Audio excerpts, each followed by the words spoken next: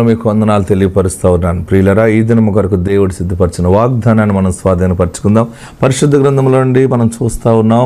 అద్భుతమైన మాటను ప్రభు మనకు బయలుపరుస్తూ ఉన్నారు. పరలోకము నుండి కేవలము నీకు అద్భుతమైన సందేశాన్ని ప్రభు ఇస్తూ ఉన్నారు. ఏంటంటే నిర్గమాకాండం 10వ అధ్యాయము 28, 29 వచ్చిన మనం చూస్తే అద్భుతంగా ప్రభు మిమ్మల్ని దర్శిస్తూ ఉన్నారు.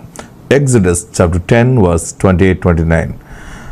గనుక ఫరో, నా యొద్ద నుండి పొమ్ము, భద్రము సుమి, నా ముఖము ఇకను చూడవద్దు, నీవు నా ముఖము చూచి దినమున మరణమవుదు అని అతనితో చెప్పాను. అందుకు మోషే, నీవు అన్నది సరి, నేనికను నీ ముఖము చూడను. నేను దేవునికి మహిమ కలుగును గాక. ఇదేంటి పాస్టర్ గారు, ఇదేంటి వాగ్దానం ఇలాగ ఉందేంటి అని అనుకుంటున్నారా?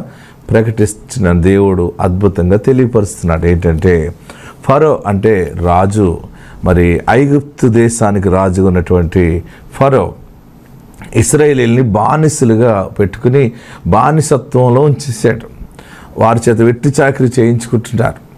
దేవుని యొక్క కృపను బట్టి, పిలుపుని బట్టి మోషే అనే ఒక దైవజనుడు వెళ్ళి ఆ రాజైన ఫరోని మరి ఎదిరించి ఎన్నో దేవుని అద్భుతాలు అక్కడ చూపించి ఆ ప్రజలందరినీ కూడా విడిపించడానికి వెళ్ళినటువంటి గొప్ప యోధుడు మోషే. ప్రియులరా, ఈ మోషే కొన్ని విషయాలు రాజు దగ్గర తెలియపరుస్తాడు.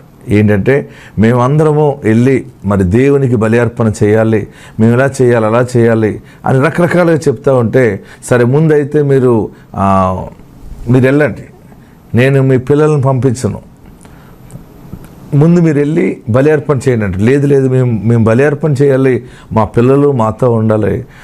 సరే అయితే మీరు మీ పిల్లలు వెళ్ళండి, అయితే మీ యొక్క గొర్రెలు గొడ్డలు రెవెన్యూ మీ ఆస్తి అంతా కూడా నా దగ్గర ఉండాలి, ఇది కూడా ఉంటే మీరు వెళ్ళిపోతారు అన్నాడు. లేదు మేము ఆ యెహోవా దేవునికి బలి అర్పణ చేయాలి, మా గొర్రెలు గొడ్లు మాతో ఉండాలి, మా పిల్లలు మేమందరం యెహోవా దేవునికి అర్పణ చేయాలి అని చెప్పినప్పుడు, మీరు 3 దినాలంత ప్రయాణం అంత దూరం వెళ్ళి చేయాలి కదా, అక్కడి నుంచి అలాగే మీరు జంప్ అయిపోతారేమో, నేను మిమ్మల్ని వదలనంటే కుదరదు, మేము వెళ్ళాలన్నాడు మోషే. అప్పుడు చివరికి మోషే కొన్ని కార్యాలు జరిగించడం ద్వారా ఫరో ఇంకేం చేయలేక, సరే వెళ్ళండి, వెళ్తున్నారు. ఎంత మాట్లాడాడంటే, వెళ్ళండి, వెళ్ళిపోండి, ఒకటి గుర్తుపెట్టుకో, నా ముఖం ఎక్కనో చూడవద్దు, నీవు నా ముఖం చూచి దినమున మరణమవుతావు అతనితో చెప్పాను. అందుకు మోషే, నీవు అన్నది సరే, నేనిక నీ ముఖం చూడను నేను.